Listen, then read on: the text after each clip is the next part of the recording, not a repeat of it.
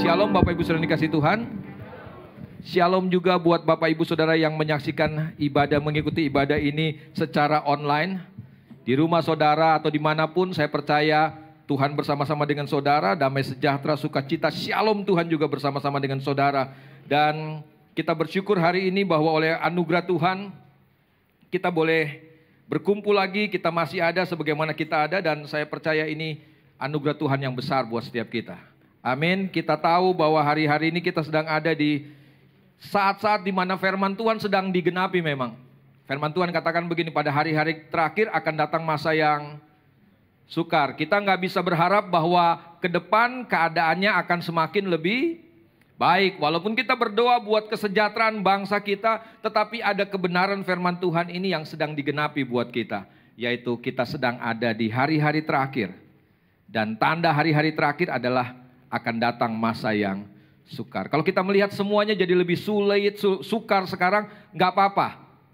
Jangan kecewa, jangan putus asa. Kenapa? Karena kita tahu firman Tuhan sedang digenapi. Amin. Masa sukar akan kita lewati. Tetapi saya percaya begini, Tuhan tidak pernah tinggalkan kita. Amin.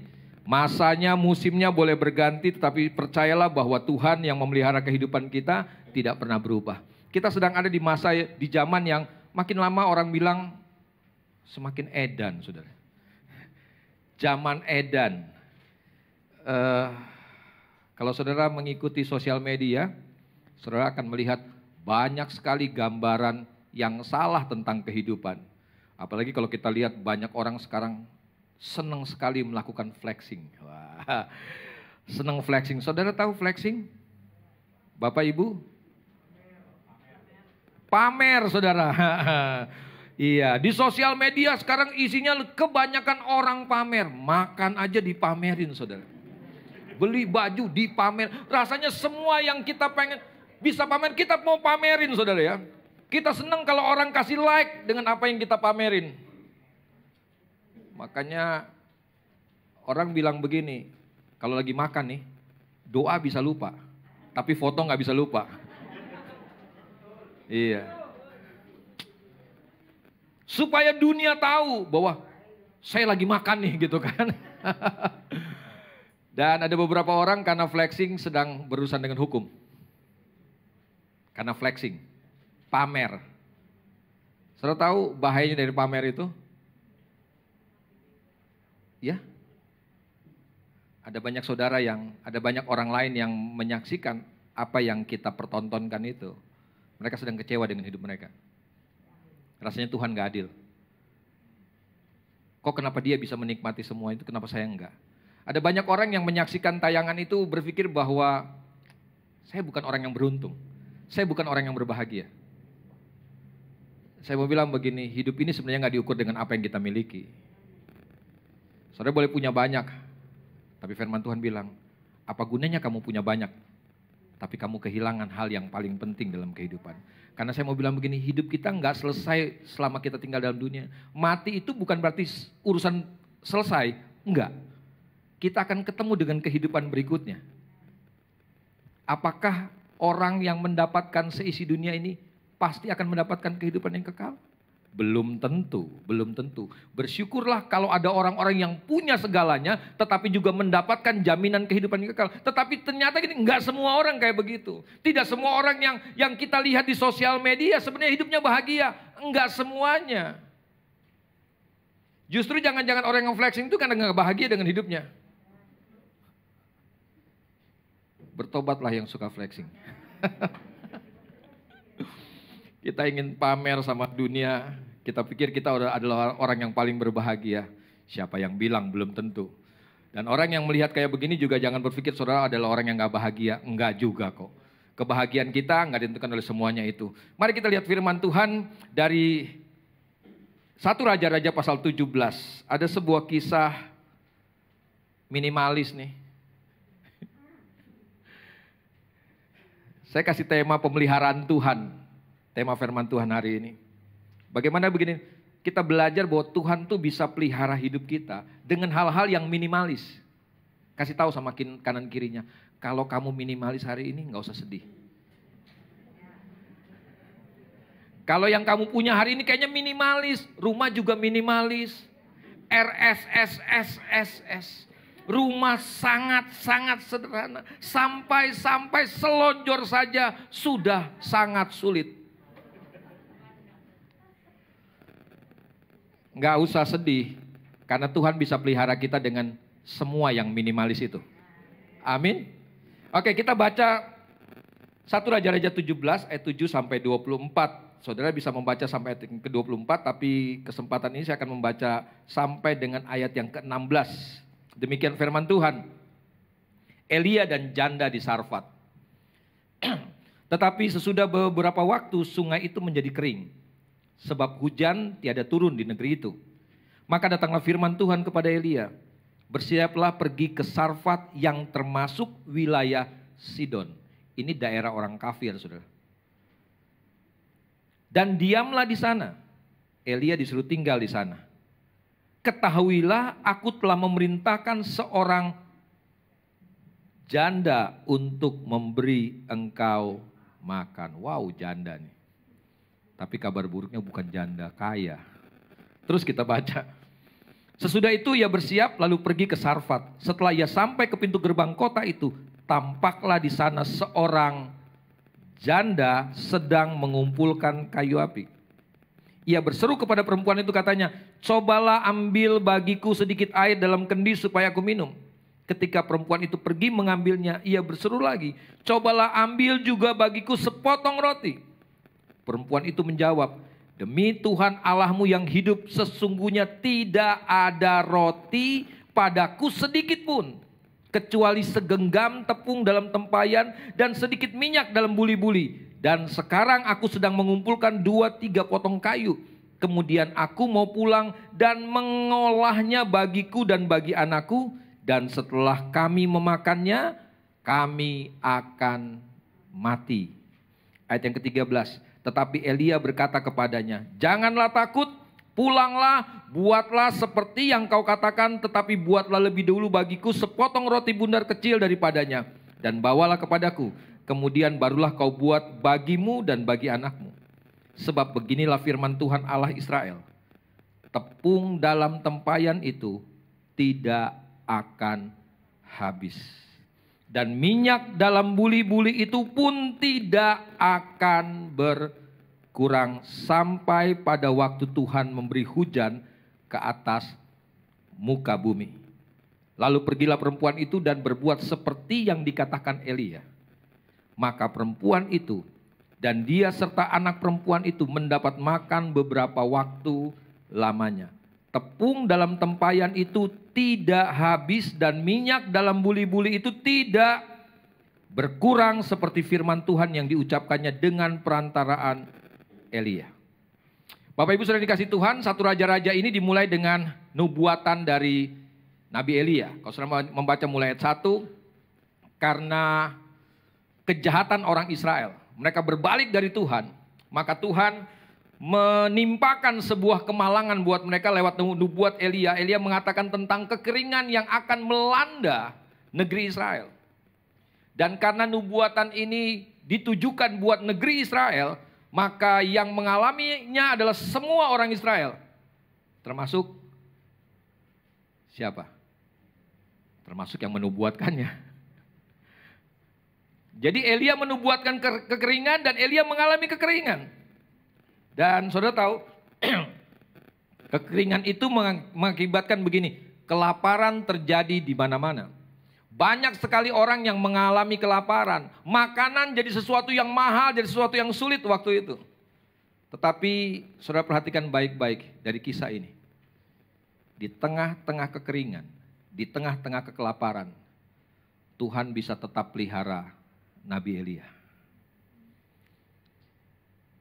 Orang-orang berteriak sulit, susah, tetapi Elia tetap dipelihara oleh Tuhan. Tetapi nggak tahu nih, ini kabar baik atau kabar buruk? Elia tidak dipelihara Tuhan dari kelimpahan. Semuanya serba minimalis. Tetapi yang paling penting bukan minimalis atau enggak. Yang paling penting adalah begini, Tuhan pelihara atau enggak? Kita kadang-kadang suka tergoda mau ngelihat begini, banyak atau sedikitnya. Kita pikir kalau kita punya banyak, oh kita paling bahagia, hidup kita pasti terjamin. Siapa yang bilang? Apakah kalau kita punya sedikit kita tidak terjamin? Kita akan melihat bagaimana pemeliharaan Tuhan terjadi atas umat-umatnya. Elia itu punya arti nama, Yahweh adalah Allahku.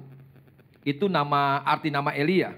Dan perhatikan baik-baik, kisah yang kita baca ini mau mengajarkan buat setiap kita bahwa musim bisa berganti dalam kehidupan kita.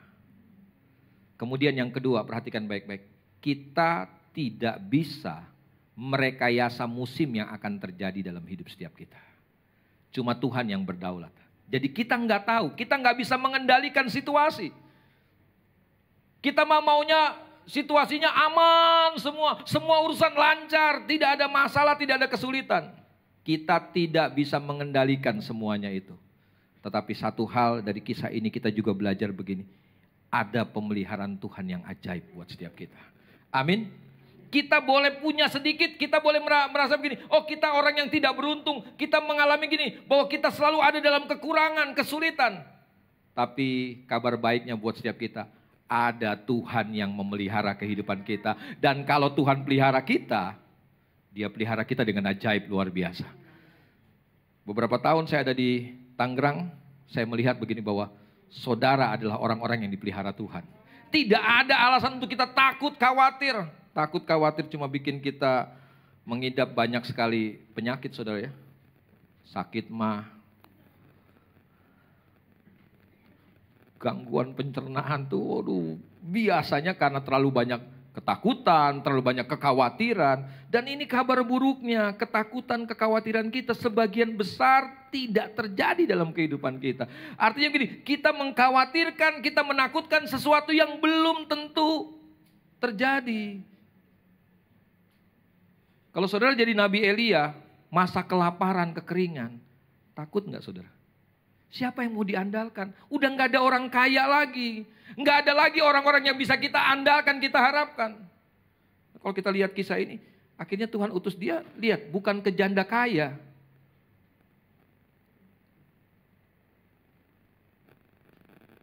Ke janda miskin. Tapi Tuhan tetap pelihara. Amin. Kita akan belajar bagaimana cara Tuhan memelihara umatnya. Yang pertama perhatikan baik-baik bagaimana Tuhan memelihara umatnya. Dari kisah ini saudara akan lihat begini. Di handout saudara lihat bahwa Tuhan mempunyai banyak cara untuk pelihara kita. Amin. Sama-sama kasih tahu sama kanan kirinya. Tuhan punya banyak cara kok. Nggak usah sedih, nggak usah khawatir, nggak usah cemas. Tuhan punya banyak cara. Dan kadang-kadang cara Tuhan tuh nggak masuk akal saudara. Bagaimana mau masuk akal? Elia disuruh Tuhan dalam masa kekeringan, kelaparan, disuruh pergi ke sungai Kerit saudara. Siapa yang pelihara Elia di sana? Apa Elia setiap hari mancing ikan di sungai itu? Enggak. Setiap hari Tuhan bilang begini, aku akan mengutus. Siapa yang diutus Tuhan? Burung gagak. Saudara tahu burung gagak? Itu burung yang paling rakus saudara. Tapi tiap hari burung ini yang bawa makanan buat Elia. Ajaib enggak? Sesuatu yang enggak pernah kita pikirkan. Jangan saudara pikir begini, oh kalau saya dengan si A, wah aman saya. Hidup kita baru aman kalau kita ada sama Tuhan. Saya samping panat, saya pikir, waduh kalau saya samping panat saya aman nih. Enggak ada yang menjamin keamanan kita. Cuma kalau kita dekat sama Tuhan aja, baru kita pasti aman. Saya nggak bayangin kalau kita jadi Nabi Elia, waduh kita pasti udah lari cari, aduh Tuhan nggak mungkin nih tinggal di sini Tuhan. Yang kasih makan tiap hari burung gagak. Ada kekhawatiran dalam kita begini. Jangan-jangan di tengah jalan burung gagak ini malah habisin nih makanannya. Bisa nggak? Bisa terjadi. Tapi saya mau bilang, kalau Tuhan yang pelihara kita, itu ajaib luar biasa. Amin. nggak pernah sampai di akal pikiran kita, kok bisa? Dan saya percaya begini, pengalaman ini saudara sudah alami dalam hidup saudara. Sampai saudara berpikir, kok bisa? Kok bisa? Bisa, karena Tuhan punya banyak cara.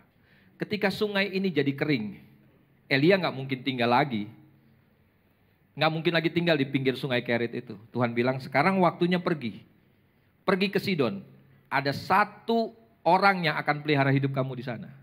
Elia dalam perjalanan pikir, mudah-mudahan orang kaya nih yang pelihara. Karena kalau orang kaya yang pelihara, pasti terjamin hidupnya. Amin. Siapa yang lebih kaya? Orang kaya atau Tuhan kita? Tuhan kita jauh lebih kaya. Tapi sayangnya kita selalu menggantungkan pengharapan kita kepada orang. Tuhan tuh kaya, dia lebih kaya dari semua.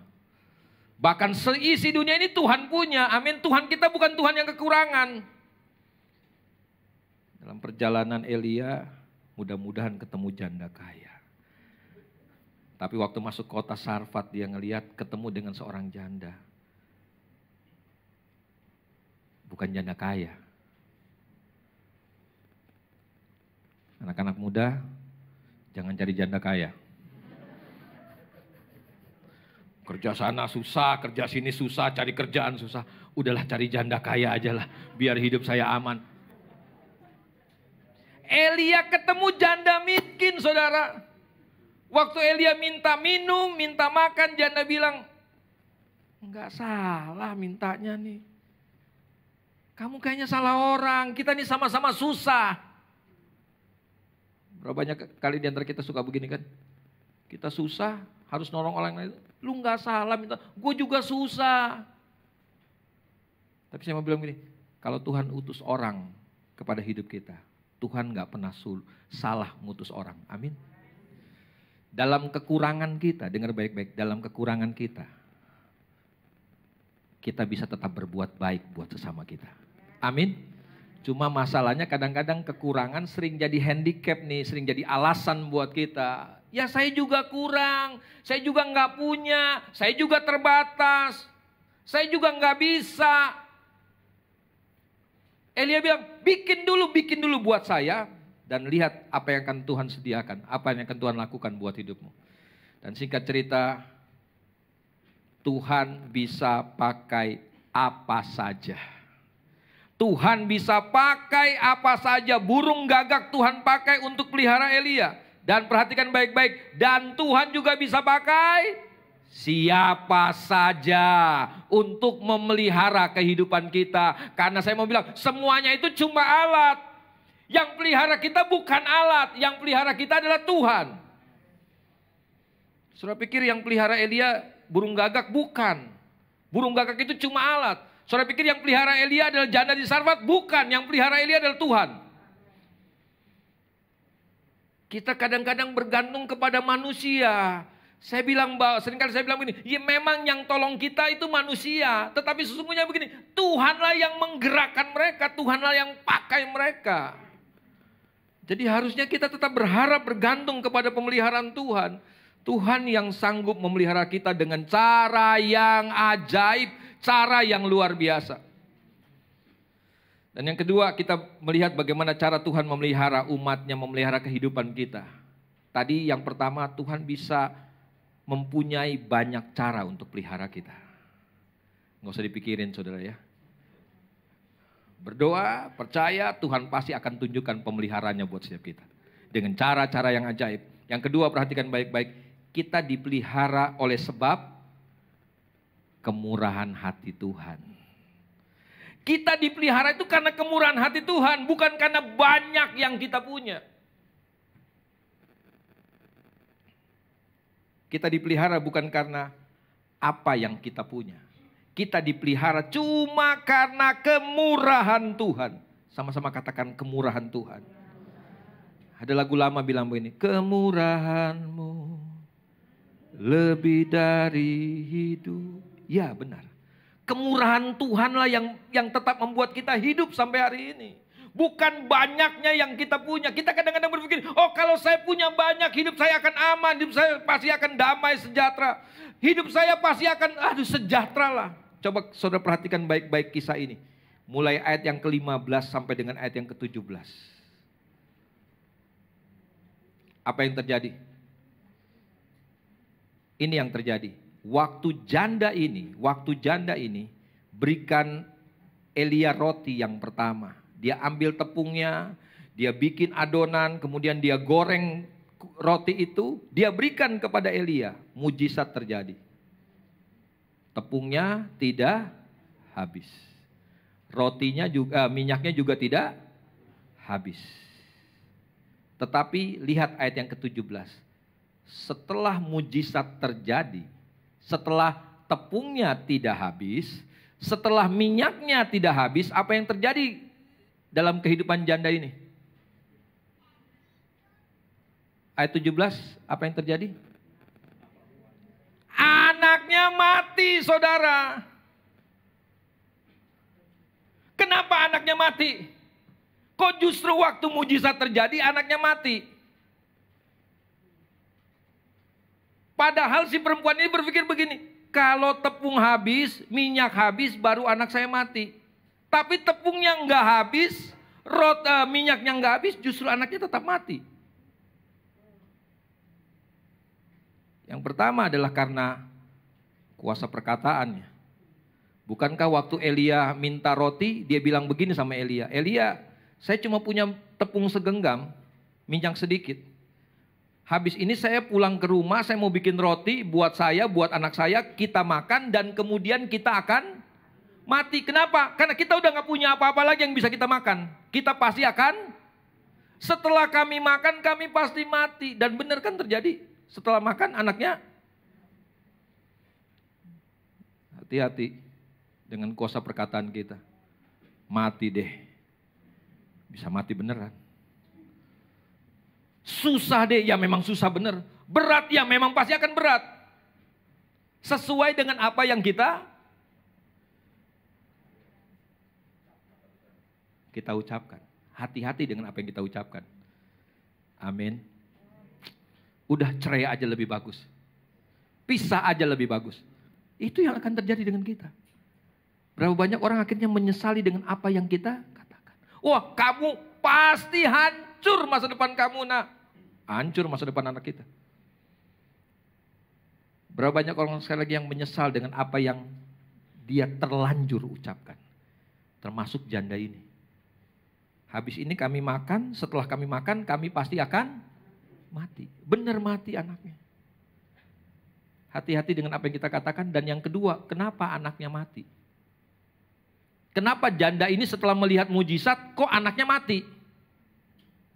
Justru Tuhan izinkan anaknya mati supaya Tuhan ingin tunjukin sama janda begini bahwa kamu kan berpikir begini, kalau kamu udah gak punya tepung, kamu udah gak punya minyak, kamu pasti mati. Tuhan tunjukin sama dia, ada tepung, ada minyak, kamu tetap mati kok. Apa artinya buat kita? Ternyata begini, hidup mati kita gak ditentukan dengan apa yang kita punya. Saudara pikir kalau saudara punya banyak, saudara gak akan mati-mati?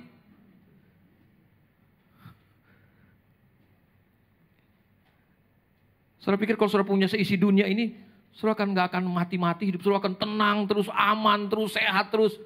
Enggak, Tuhan mau tunjukkan begini, bahwa Tuhanlah, kemurahan Tuhanlah yang pelihara hidup kita. Bukan apa yang kita miliki yang pelihara hidup kita. Tuhan yang pelihara kehidupan kita. Bukankah waktu janda ini gak punya apa-apa, Tuhan tetap pelihara dia. Dan setelah dia punya tepung, punya minyak, Tuhan jugalah yang pasti akan tetap pelihara dia. Begitu juga dengan hidup kita. Tuhan bisa pelihara hidup kita dengan apa yang kita miliki, dengan banyak yang kita miliki. Tetapi Tuhan juga bisa pelihara hidup kita dengan sedikit yang kita miliki. Gak usah takut. Tuhan yang pelihara kita. Ada kemurahan Tuhan, ada anugerah Tuhan yang akan memelihara kehidupan kita hari lepas hari. Dan yang terakhir, bagaimana cara Tuhan memelihara umatnya. Yang ketiga, perhatikan baik-baik, kita dipelihara bukan karena banyaknya yang kita punya. Kita dipelihara oleh Tuhan bukan karena banyak atau sedikit yang kita punya. Kita dipelihara oleh karena kemurahan Tuhan, bukan karena banyaknya yang kita miliki. Saudara tahu bahwa dalam Tuhan, saudara ingat ada mujizat pelipat gandaan. Apa contohnya saudara? Dan kita lebih senang mujizat pelipat gandaan nih. 5 roti, 2 ekor ikan. Bisa kasih makan 5.000 orang. Waduh, kita pengen kayak begitu. Ada sisa lagi 12. Tuhan cuma punya sedikit Tuhan. Kalau bisa Tuhan lipat gandakan. Kalau Tuhan lipat gandakan jadi banyak, wah hidup saya pasti akan terpelihara. Hidup saya pasti aman. Hidup saya pasti sejahtera. Saya percaya dalam kehidupan kita ada yang namanya mujizat pelipat gandaan. Sedikit bisa jadi banyak. Amin. Wah, ini senang yang punya sedikit nih. Ntar kita doain mujizat pelipat gandaan terjadi. Hari ini masih naik motor, besok mujizat terjadi. Hari ini stangnya lurus. Minggu depan stangnya bulat. Wah, puji Tuhan, kita mau mujizat yang kayak begitu Tuhan. Amin. Tuhan masih lakukan itu buat umatnya. Wah, kita bersemangat sekali kalau dengar kabar baik ini. Mujizat pelipat gandaan. Apalagi saudara ditantang, kasih persembahan. Tuhan akan kembalikan berlipat-lipat kali ganda. Sampai 100 kali lipat panatnya. Kita senang banget dan kita selalu mengharapkan dan berpikir begini, bahwa itulah mujizat. Kita lupa bahwa ada yang kedua, ada mujizat pemeliharaan. Contohnya apa? Janda di Sarfat ini. Janda ini ngalamin mujizat nggak? Ngalamin mujizat, tapi bukan mujizat pelipat gandaan. Dia ngalami mujizat pemeliharaan Tuhan. Punya tepung sedikit, minyak sedikit. Tepungnya, minyaknya tidak pernah habis. Apakah ini mujizat? Ah, yang benar. Apakah saudara menganggap ini mujizat? Jangan-jangan saudara menganggap ini bukan mujizat. Karena si janda setiap bangun pagi ngelihat, ya tepungnya tetap segenggam. Dia mengharapkan begini, kita mungkin mengharapkan kalau bangun pagi tiba-tiba tepungnya jadi sekarung. Enggak, Tuhan gak izinkan itu. Dia bangun besok pagi, minyaknya tetap sedikit. Kapan dong jadi banyak? Ada waktunya Tuhan, saya gak tahu kapan. Tapi yang jelas begini, dengan tepung sedikit, minyak yang tetap sedikit, Tuhan tetap pelihara janda dan anak ini. Amin. Saudara sedang berpikir bahwa kalau saya punya banyak, baru Tuhan pelihara hidup kita. Saudara salah. Jangan sering-sering nonton sosial media makanya. Jangan sering-sering ngelihat crazy rich itu. Orang yang suka pamer kekayaan gitu. Wow, kalau saya punya kayak begitu, waduh hidup saya pasti akan dipelihara. Saya mau bilang begini, dengan yang sedikit yang kita miliki, Tuhan tetap pelihara kehidupan kita. Dengar baik-baik, ini statement saya yang terakhir sebelum kita sama-sama berdoa. Kita dipelihara oleh Tuhan, bukan karena banyaknya yang kita miliki. Kita dipelihara Tuhan oleh kemurahannya, oleh kebaikannya. Dan percayalah begini, kemurahannya tetap dicurahkan buat hidup kita. Kalau kemurahannya tetap dicurahkan buat setiap kita, kita adalah orang-orang yang dipelihara oleh Tuhan. Situasinya sulit, tetapi kabar baiknya kita tetap dipelihara oleh Tuhan. Tuhan memberkati kita semuanya. Mari kita datang kepada Tuhan. Kita mau sembah Dia. Kita nyanyikan sebuah pujian sebelum kita sama-sama akan akhiri ibadah kita pagi hari ini. Engkau ada di setiap musim hidupku. Saya tidak tahu apa yang sedang saudara alami. Saya nggak tahu berapa banyak yang saudara miliki. Saya nggak tahu apa yang ada dalam pikiran saudara. Tapi firman Tuhan hari ini mau ajarkan buat setiap kita. Tuhan pelihara hidup kita kok. Saudara punya Tuhan, Tuhan itulah yang akan pelihara hidup saudara. Jangan gantungkan hidupmu dengan apa yang kau miliki. Bersyukur kalau kita punya segalanya, tetapi itu bukan segala-galanya buat setiap kita. Tuhanlah segala-galanya buat setiap kita. Firman Tuhan hari ini mengajarkan banyak hal buat setiap kita. Tuhan mau pelihara hidup kita. Tuhan pasti pelihara hidup kita. Tuhan tetap pelihara hidup kita di setiap musim kehidupan setiap kita. Terima kasih. Engkau ada bersamaku di setiap musim hidupku. Amin Tuhan. Tak pernah kau biarkan ku sendiri.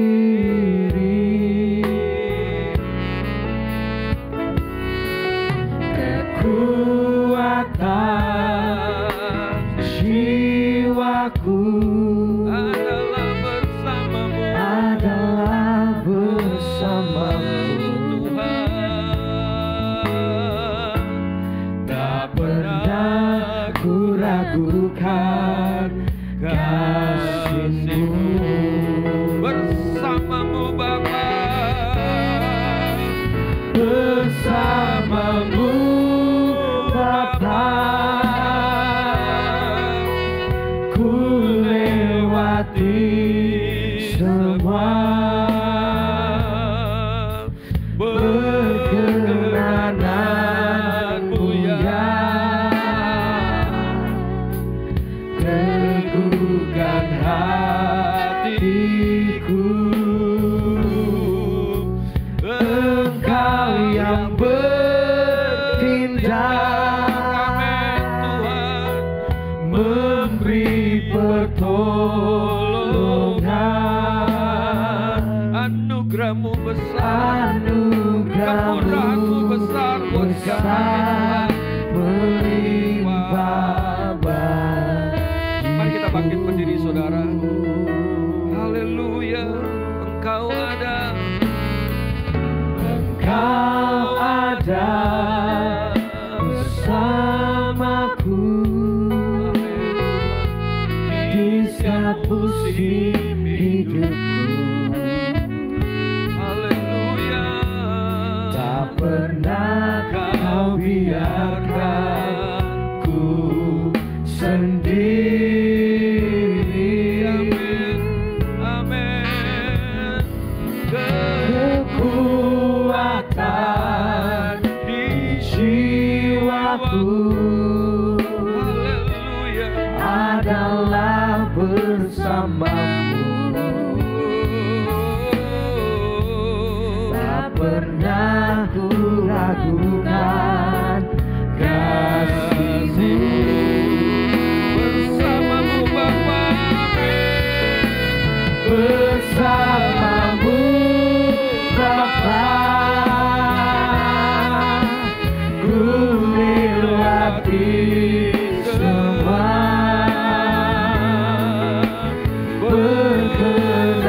Berkenan-Mu ya, teguhkan hatiku. Engkau yang bertindak, memberi pertolongan. Anugerah-Mu besar, melimpah bagiku. Kau yang sedang khawatir dengan hidupmu, kau yang sedang mengalami ketakutan dalam hidupmu, karena engkau merasa engkau punya cuma sedikit. Apa yang engkau miliki terlalu sedikit dan gak mungkin bisa pelihara hidupmu. Mungkin kau sedang mengharapkan mujizat pelipat gandaan terjadi dalam hidupmu. Cuma sampai hari ini itu belum terjadi. Saya cuma mau bilang dari firman Tuhan ini, jangan takut, jangan khawatir. Kalaupun besok pagi engkau bangun semuanya masih tetap sedikit. Jangan lihat keadaanmu, tapi lihat kemurahan Tuhan atas hidupmu. Engkau bangun besok pagi semuanya masih tetap sedikit. Jangan lupa, ketika kita bangun besok pagi, ada kemurahan Tuhan yang besar atas hidup kita. Artinya hidup kita akan tetap dipelihara oleh Tuhan. Hidup kita pasti dipelihara oleh Tuhan. Haleluya. Tuhan gak akan tinggalkan kita. Tuhan gak akan biarkan kita. Dia siapkan kemurahannya, anugerahnya buat setiap kita. Bersamamu Bapa, bersamamu Bapa, ku lewati semua, berkenanmu ya, teguhkan hatiku.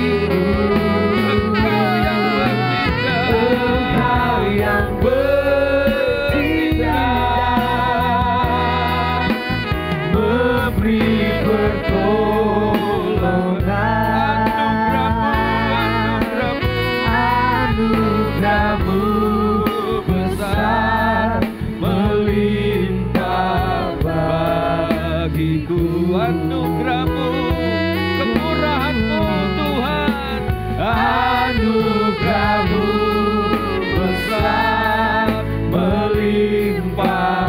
Sekali lagi, anugerah-Mu besar. Haleluya. Anugerah-Mu besar melimpah bagiku. Haleluya. Gak peduli hari ini Tuhan, seberapa banyak yang kami miliki dalam hidup kami. Yang kami tahu, anugerah Tuhan besar atas setiap kami.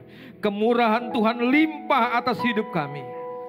Itu jaminan buat kami, bahwa kami pasti dipelihara oleh Tuhan.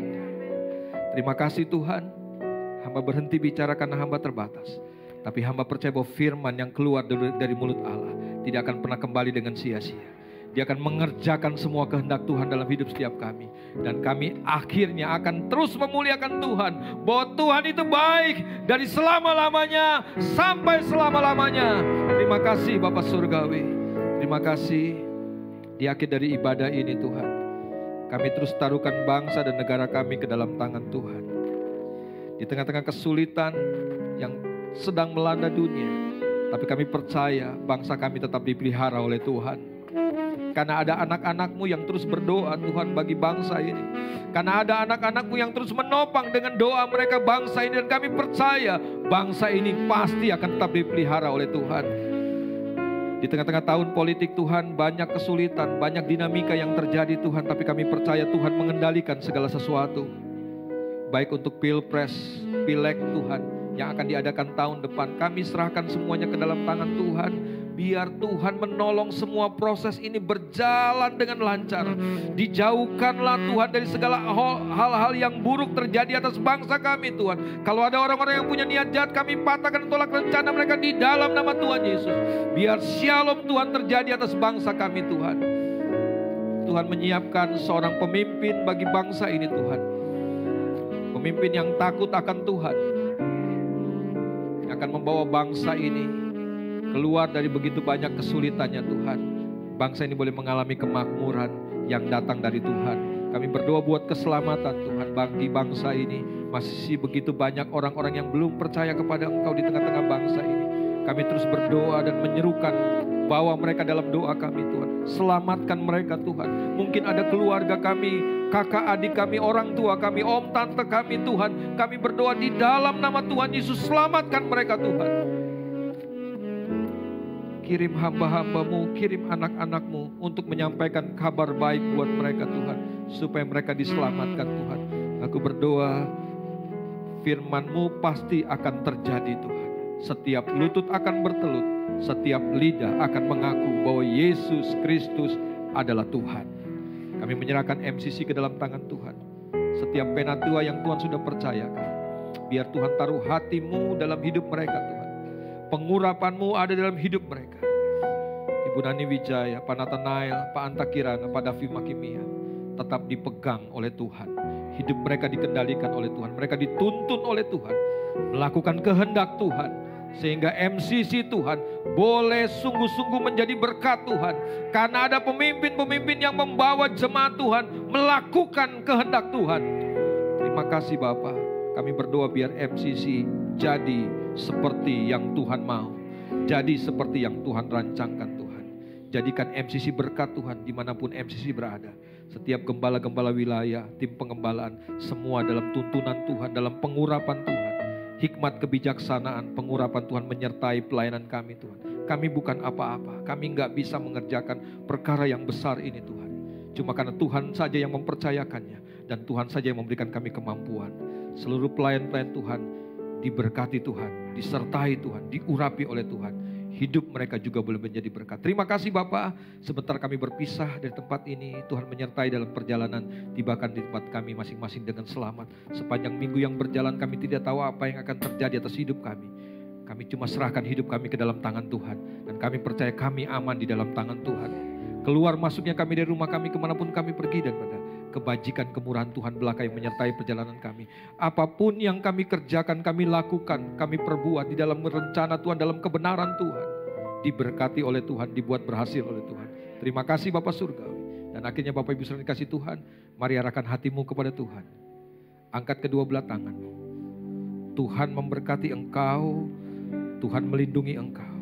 Tuhan menyinari engkau dengan wajahnya dan memberi engkau kasih karunia. Tuhan menghadapkan wajahnya kepadamu dan memberi engkau damai sejahtera. Terimalah berkat dari Allah Bapa, cinta kasih dari putranya Yesus Kristus, serta persekutuan penghiburan di dalam Roh Kudus menyertai kita sekalian mulai hari ini sampai Maranatha Tuhan datang kembali, bahkan sampai selama-lamanya. Terimalah dan bawalah pulang berkat ini di dalam nama Bapa, Putra dan Roh Kudus, dalam nama Tuhan Yesus Kristus. Haleluya. Kita yang percaya diberkati Tuhan berkata, amin.